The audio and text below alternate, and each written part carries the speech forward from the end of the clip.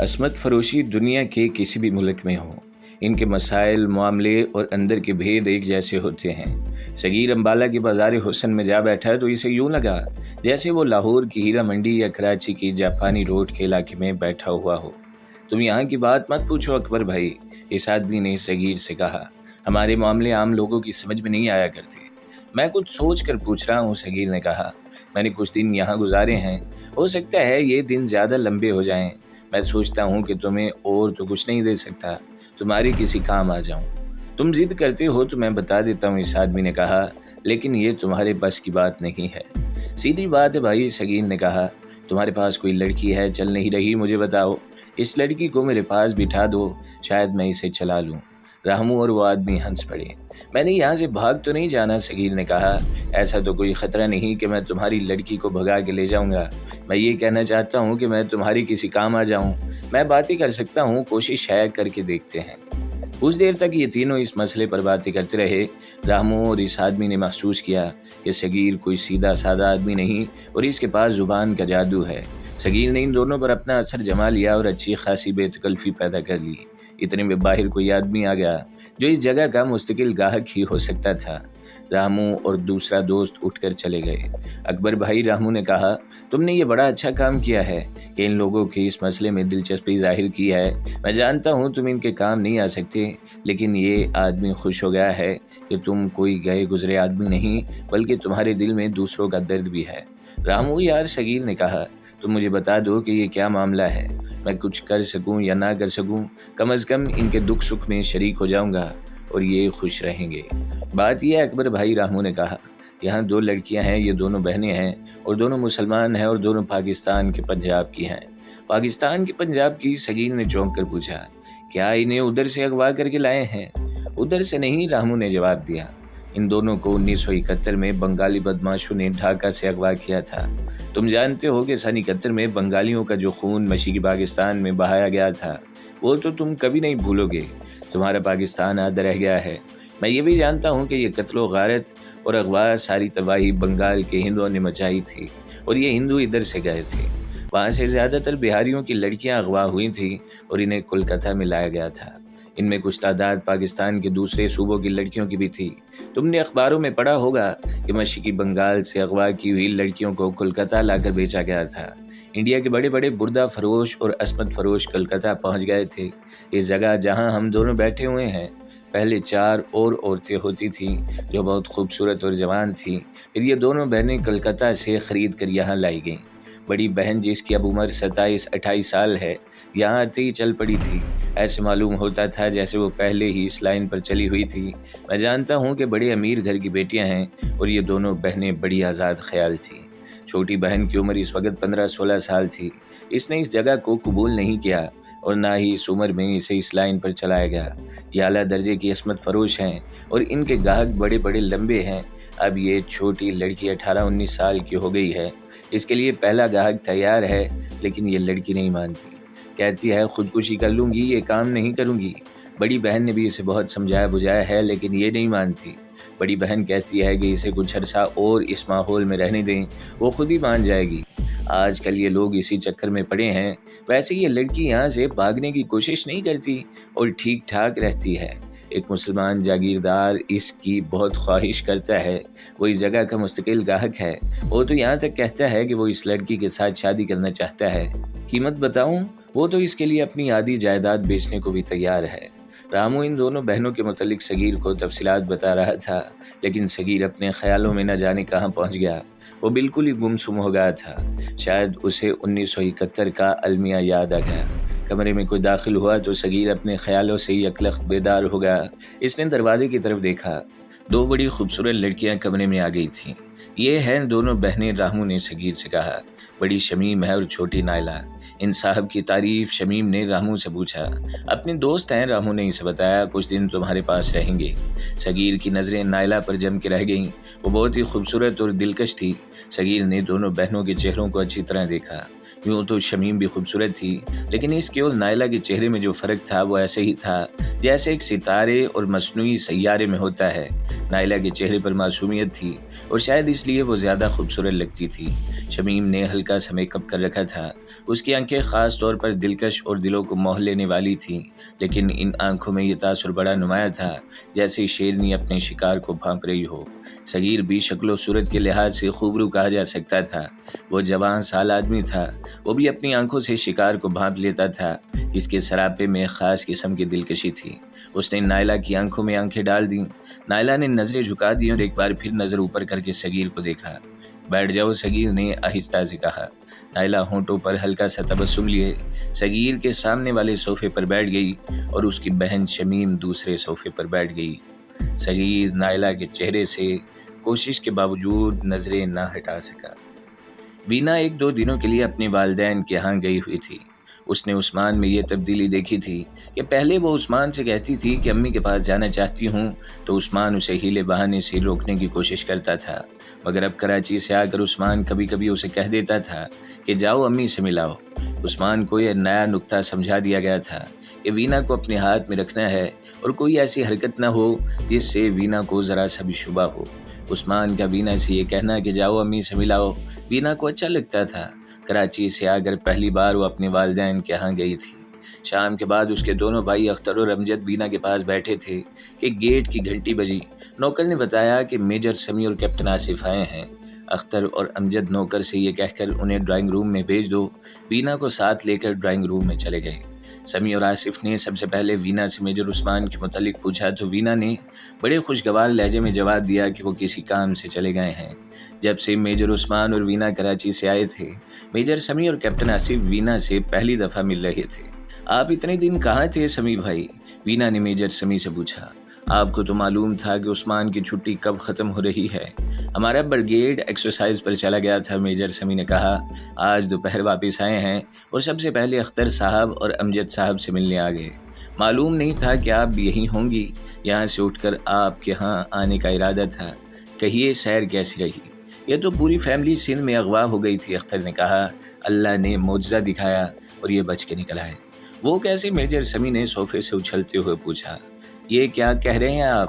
Captain Asif نے حیرت زدگی کے عالم میں پوچھا۔ وینا نے اپنی اغوا کی پوری تفصیل سنائی۔ اور بتاؤں کہ ہمیں رہائی کس نے دلائی؟ وینا نے کہا۔ لوسی نے۔ میجر سمیع اور کیپٹن آصف کا رد عمل یہ تھا جیسے ان کی آنکھوں کے ڈیلے باہر آ جائیں۔ ان کے منہ کھلے رہ گئے تھے۔ وہ وہاں کیسے پہنچ گئی؟ میجر سمیع نے پوچھا۔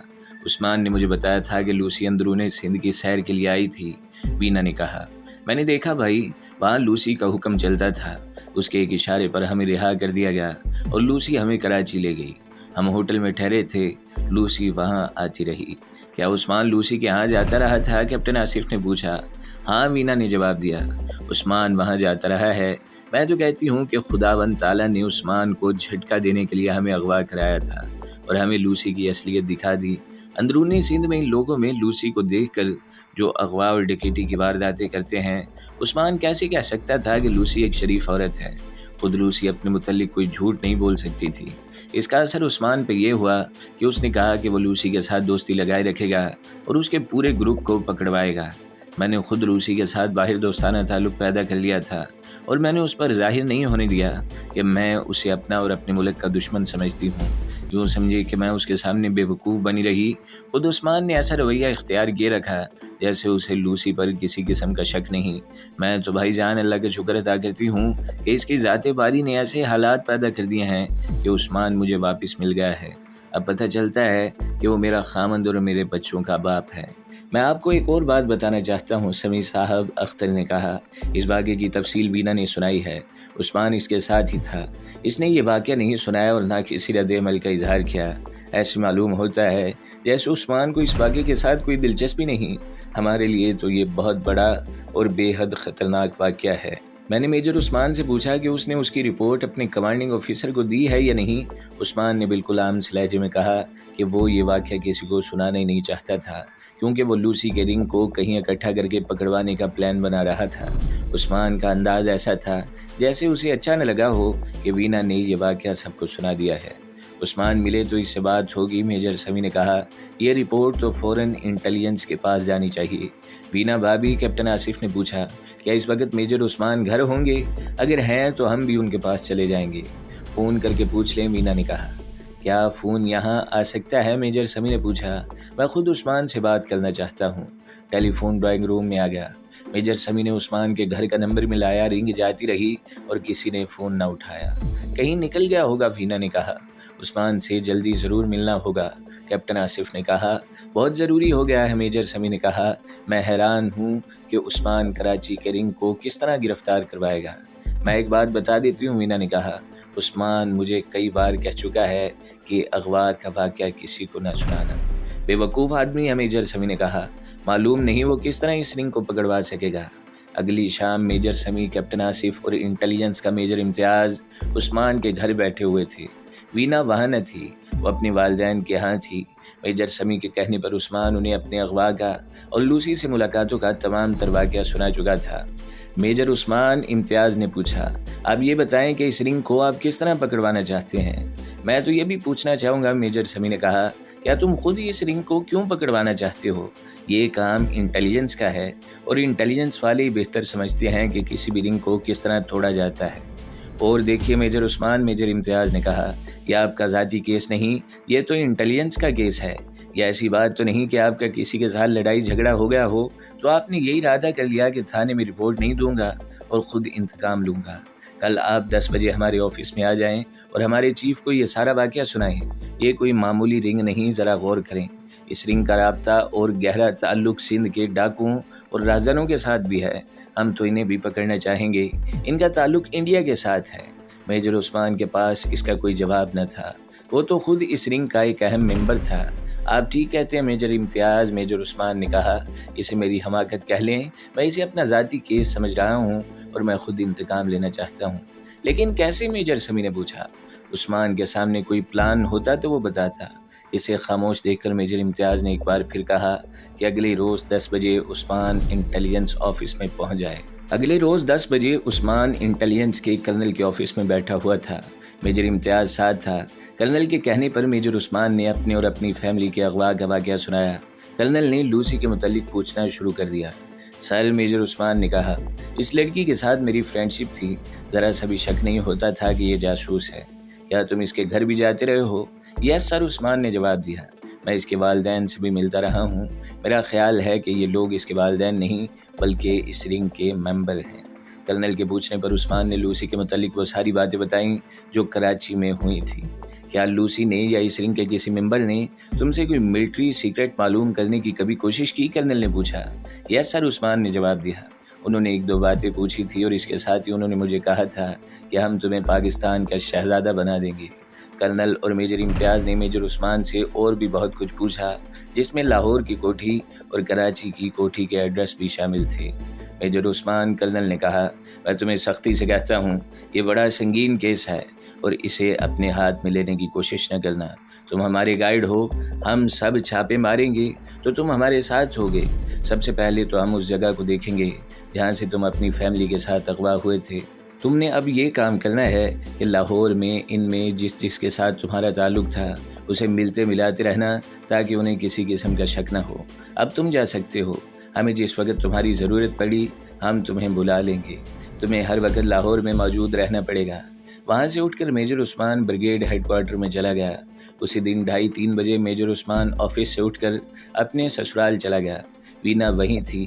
جب سے وینا اپنے والدین کے ہاں گئی تھی، میجر عثمان کا یہی معمول تھا کہ آفس سے اٹھ کر سسرال چلا جاتا اور کھانا کھا کر اپنے گھر آ جاتا تھا۔ اس روز بھی وہ اپنے سسرال گیا۔ اس نے وینا سے بالکل نہ کہا کہ وہ اس کے ساتھ چلے۔ وینا تو اب اسے اپنا مخلص خامند سمجھتی تھی اور وہ خوش تھی کہ عثمان راہ راست پر آ گیا ہے۔ وینا ابھی 1-2 دن اور اپنے والدین کے ہاں رکنا چاہتی تھی۔ عثمان اپنے گھر چلا گیا۔ اپنے گھر جا کر عثمان نے پہلا کام یہ کیا کہ ٹیلی فون کے پاس جا بیٹھا اور ایک نمبر ڈائل کیا۔ ہیلو، کون؟ عثمان نے کہا۔ اچھا فون انہیں دو۔ ہیلو چیف، کوٹھی خالی کر دیں۔ نہیں مہندر صاحب، خطرہ سر پر آ گیا ہے۔ کوٹھی خالی کر دیں اور لاہور سے نکل جائیں۔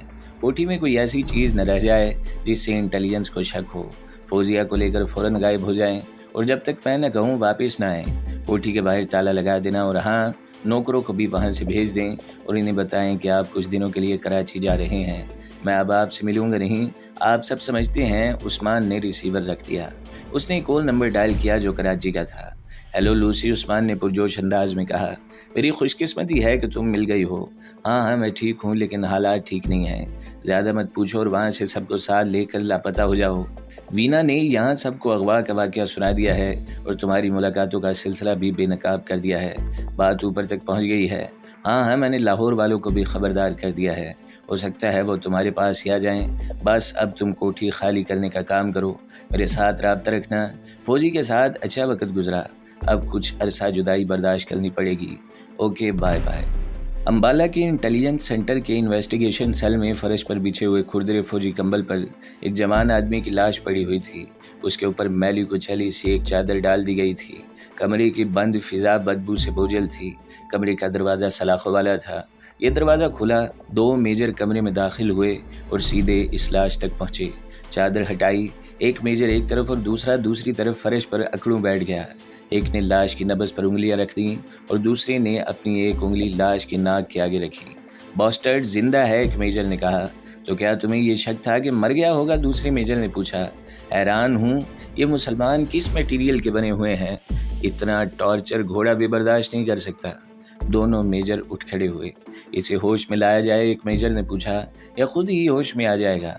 ہوش میں لانا پڑے گا، دوسرے میجر نے کہا۔ کل دوپہر کو اسے تھوڑا سا کھانا دیا گیا تھا اور اب پورے 24 گھنٹے گزر گئے ہیں، اسے اب کچھ کھلائیں پلائیں گے۔ دونوں میجر سیل سے نکلے اور سنتری سے کہا کہ دروازہ بند کر دے۔ کیا رات کو بھی تمہاری ڈیوٹی تھی؟ ایک میجر نے سنتری سے پوچھا۔ ہاں سر، سنتری نے جواب دیا، رات 12 بجے سے 2 بجے تک میری ڈیوٹی تھی۔ کیا یہ ساری رات اسی طرح پڑ رہا ہے؟